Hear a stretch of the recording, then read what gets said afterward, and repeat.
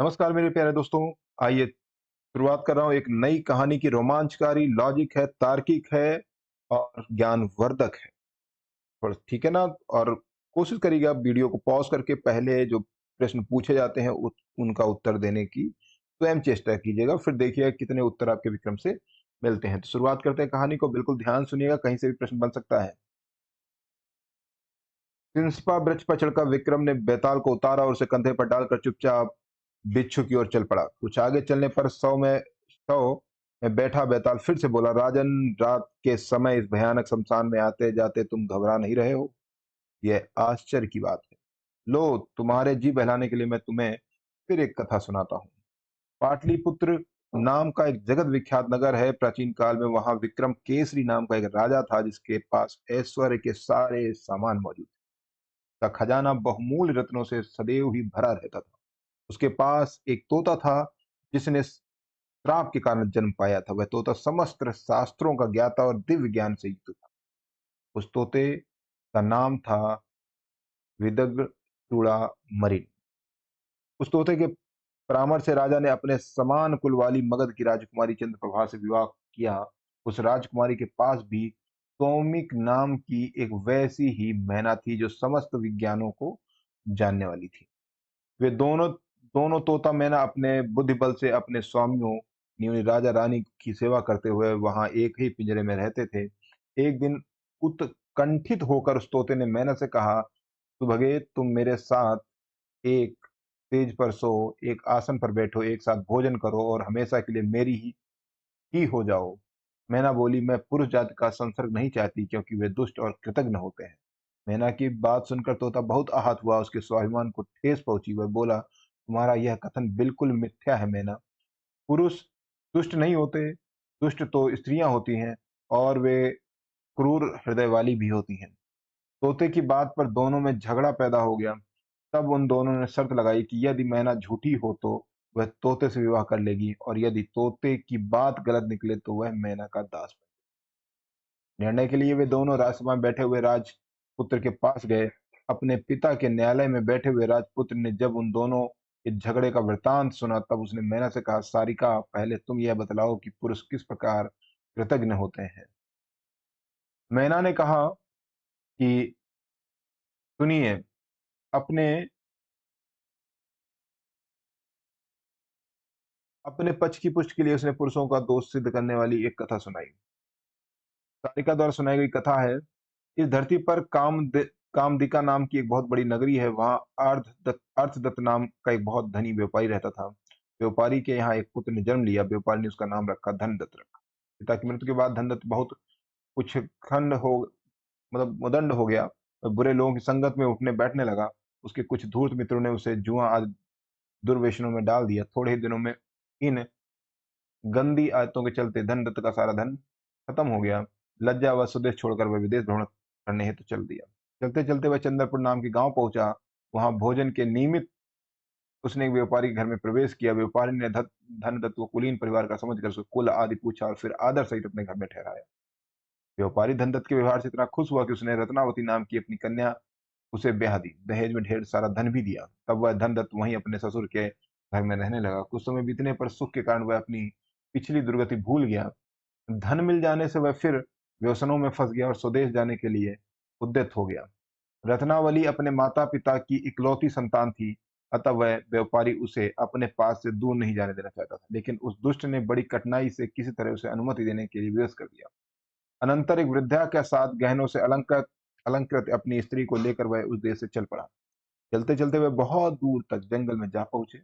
वहां चोरों का भय बतलाकर उसने अपनी स्त्री के गहने लेकर अपने पास रख लिए। धन के लोभ ने उस पापी ने अपनी गुणवती स्त्री और वृद्धा को एक खंदक में ढकेल दिया। खंदक में गिरते ही वृद्धा तो मर गई, लेकिन झाड़ियों में उलझ जाने के कारण उसकी पत्नी जिंदा रही। इसी तरह वह रोती बिलखती उस खंदक से बाहर निकली। उसका शरीर छत विक्षत हो गया था। जगह जगह राह पूछती बड़ी कठिनाई से अपने पिता के घर पहुंची। अचानक इस रूप में उसके लौट आने पर उसके माता पिता सख्ते में आ गए। उन्होंने कारण पूछा तो रोते रोते उसने कहा, पिताजी, डाकुओं ने हमें मार्ग में लूट लिया। वह मेरे पति को बांध कर ले गए। उन्होंने मुझे और वृद्धा को खंदक में फेंक दिया। वृद्धा तो मर गई, किंतु ईश्वर की कृपा से मेरे प्राण बच गए। मैं खंदक में चीखती चिल्लाती रही। देव योग से एक पथिक ने मेरी आवाज सुन ली और मुझ पर कृपा करके मुझे खंदक से बाहर निकाला। मैं किसी प्रकार मार्ग में राहगीरों से रास्ता पूछती हुई यहाँ तक पहुंची हूँ। बेटी के मुख से उसकी विपदा का हाल सुनकर उसके माता पिता ने उसे धीरज बंधाया। तब वह सती अपने पति का ध्यान करती हुई पिता के पास रह गई। उधर उसके पति ने स्वदेश पहुंचकर थोड़े ही दिनों में अपने साथ लाया हुआ सारा धन जुए में गंवा दिया। जब वह बिल्कुल कंगाल हो गया तो उसने सोचा, क्यों ना अपने ससुर के पास जाकर फिर धन मांग लाऊं। मैं उनसे कहूंगा कि उनकी पुत्री उसके घर भली प्रकार रह रही है। ऐसा विचार कर वह ससुराल की ओर चल पड़ा। जैसे ही वह ससुराल के करीब पहुंचा, छत पर खड़ी उसी दिशा में देखती उसकी पत्नी ने उसे पहचान लिया और तुरंत दौड़ते हुए नीचे उतर आई। दौड़कर वह उस पापी के चरणों में जा गिरी। डरे हुए अपने पति को उसने वह सारा वृतांत कह सुनाया कि पहले किस प्रकार उसने झूठ मूठ अपने पिता से डाकुओं के उपद्रव की बात कही।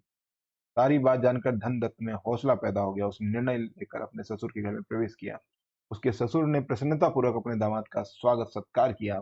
इस प्रसन्नता में कि उसका दामाद डाकुओं की गिरफ्त से जीवित बचाया। उसने अपने मित्र और संबंधियों को बुलाकर महोत्सव मनाया। पश्चात धनदत्त वहां अपनी पत्नी सहित अपने ससुर के धन पर फिर से मौज करने लगा। इतनी कथा सुनाकर मैना ने आगे के वृतांत कहा। हे राजन, एक बार रात के समय उस नृशंस ने जो कुछ किया वह यद्यपि कहने योग्य नहीं है, किंतु फिर भी कथा के प्रसंग में कहना पड़ रहा है। उस दुष्ट ने अपनी गोद में सोई हुई पत्नी की हत्या कर दी और उसके सारे गहने लेकर चुपचाप अपने देश की ओर चला गया।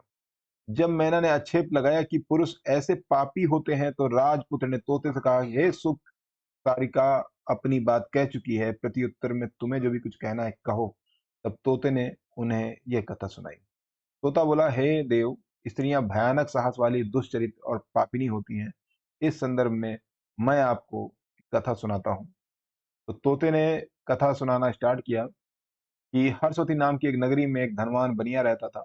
वासुदत्त नाम की उसकी कन्या थी जो अत्यंत सुंदर थी। बनिया उसे अपने प्राणों से भी अधिक प्यार करता था। उसने अपनी उस कन्या का विवाह समुद्रदत्त नाम के एक सजाती युवक के साथ कर दिया, जो सज्जनों के निवास स्थान ताम्रलिपि में रहता था।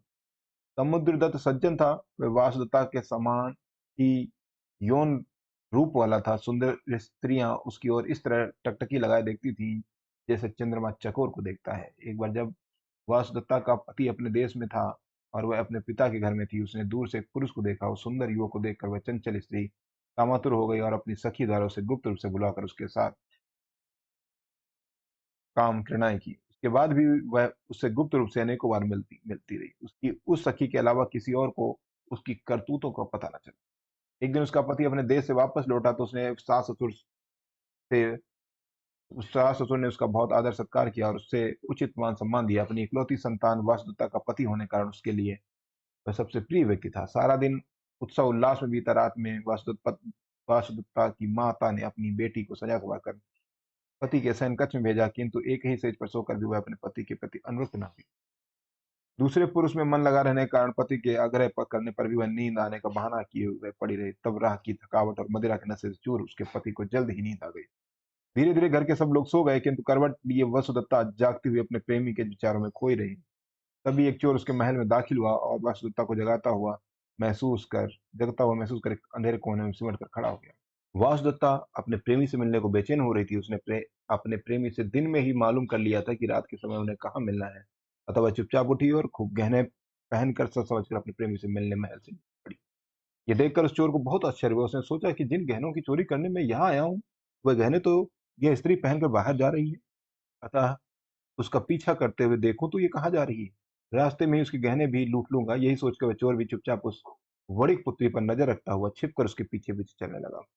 कुछ दूर जाने पर देखा कि वणिक पुत्री एक सखी उसके लिए कुछ फूल और मालाएं लिए एक उद्यान में घुस गई, जहां उसके प्रेमी ने उससे मिलने का वचन दे रखा था।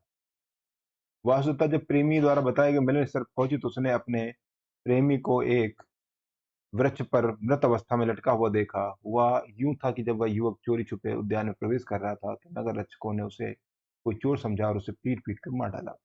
फिर उसी उद्यान में उसके गले में फांसी का फंदा डालकर उसे वृक्ष में लटका दिया। अपने प्रेमी को इस अवस्था में देखकर वासुदेवता स्तब्ध रह गई। वह विहल और उद्भ्रांत होकर चीख पड़ी, हाय, मैं मारी गई। तदोपरांत वह भूमि पर गिरकर करुण स्वर में विलाप करने लगी। जब वह कुछ चैतन्य हुई तो उसने अपने प्रेमी को वृक्ष से उतार कर भूमि पर रखा और उसे फूलों से सजाया। प्रीति और शोक से उसका हृदय विवेक शून्य हो गया। उसने उस निष्प्राण शरीर का आलिंगन किया और उसका मुख ऊपर उठाकर वह ज्यों ही उसका चुंबन करने चली, त्यों ही उसके प्रेमी ने उसके शरीर पर में बेताल प्रविष्ट हो गया। कि प्रेमी का इस शरीर का बेताल प्रविष्ट हो गया, अचानक अपने दांतों से उसकी नाक काट ली। पीड़ा से तिलमिलाकर वासुदेवता तुरंत उससे दूर हट गई, लेकिन इस विचार से कि कहीं वह जीवित तो नहीं है, वह अभागिनी फिर से उसको अब पास से आकर देखने लगी। जब उसने देखा कि उसके शरीर से बेताल चला गया, वह निश्चेत निश्चेत और मृत है, वह डर गई और हारी सी रोती हुई धीरे धीरे महल की ओर लौट पड़ी। चोर ने छिपकर ये सारी बात देखी। उसे सोचा, इस पापिनी ने यह क्या किया? अरे, स्त्रियों का हृदय तो बहुत भयानक, घने अंधेरे से भरा, अंधे कुएं के समान और बड़ा गहरा होता है। चलो देखूं अब यह क्या करती है। ऐसा सोचकर कोतूहल कारण वह दूर से ही फिर उसका पीछा करने लगा। वणिक पुत्री अपनी वणिक मतलब व्यापारी की पुत्री उस कोठरी में पहुंची जहां उसका पति सोया था। तब वह जोर जोर से रोती हुई चिल्लाने लगी, बचाओ बचाओ, पति के रूप में इस दुष्ट ने मेरी नाक काट डाली। इस तरह उसका बार बार रोना चिल्लाना सुनकर उसके कुटुंब जन जो हैं, वो माता पिता सभी घबराए हुए जाकर उसके शयन कक्ष में पहुंचे। वहां पहुंचकर जब उसके पिता ने देखा वासुदत्ता की नाक कटी हुई और उसकी नाक से रक्त बह रहा है, तब उसके पिता ने क्रोध में आकर अपने जमाता को भार्या द्रोही जानकर रस्सी से बांध दिया। वासुदत्ता की बातें सुनकर उसका पिता तथा अन्य सभी लोग समुद्रदत्त के प्रति प्रतिकूल हो गए, अतः बांधे जाने पर भी उसने गूंगे की तरह कुछ न कहा। इसी हो हल्ले में धीरे धीरे रात बीत गई। तब समय सब कुछ जानता हुआ भी वह चोर चुपके से वहां से चला गया। समुद्रदत्त का ससुर वह बनिया उसे कटी नाक वाली अपनी बेटी को लेकर राजा के दरबार पहुंचा। सारा वृतांत सुनने के बाद राजा ने समुद्रदत्त को दोषी मानते हुए उसे प्राण दंड देने की आज्ञा दे दी। अनंतर जब बांधकर उसे वध स्थल की ओर ले जाया जा रहा, तब वह चोर राजा के आदमियों के पास जाकर बोला, हे अधिकारियों, अकारण ही इस व्यक्ति को प्राण दंड नहीं देना चाहिए। यह निर्दोष है। सारी बातें मैं जानता हूँ। तुम लोग इससे मुझे राजा के पास ले चलो, जिससे मैं उसे सारा वृतांत कह सकूं। उसके ऐसा कहने पर कर्मचारी उसे राजा के पास ले गए। वहां अभय दान मांगकर चोर ने आरंभ से ही उस रात की सारी बातें राजा को कह सुनाई। उसने राजा से कहा, महाराज, यदि आपको मेरी बातों पर विश्वास ना हो तो सत्य की स्वयं जांच करवाइए। इसकी कटी हुई नाक अब भी उत्सव के मुंह में है। यह सुनकर राजा ने देखने के लिए अपने अनुचरों को उद्यान में भेजा और जब सच्चाई मालूम हुई तो उसने समुद्र को रिहा कर दिया। राजा ने उस दुष्ट पत्नी के कान भी कटवा दिया और उसे देश निकाला दे दिया। उसने उसके ससुर की सारी धन संपत्ति भी जब्त कर दी। इतना ही नहीं, उस चोर पर प्रसन्न होकर उसे नगर का अध्यक्ष भी नियुक्त कर दिया। इतनी कथा सुनकर तोते ने राजा से कहा, हे राजन, इस संसार में स्त्रियां ऐसी दुष्ट और स्वभाव से विषम होती हैं। इतना कहते ही उस तोते पर से इंद्र का श्राप जाता रहा और वह चित्ररथ नाम का गंधर्व बनकर दिव्य शरीर धारण कर स्वर्ग को जा चला गया।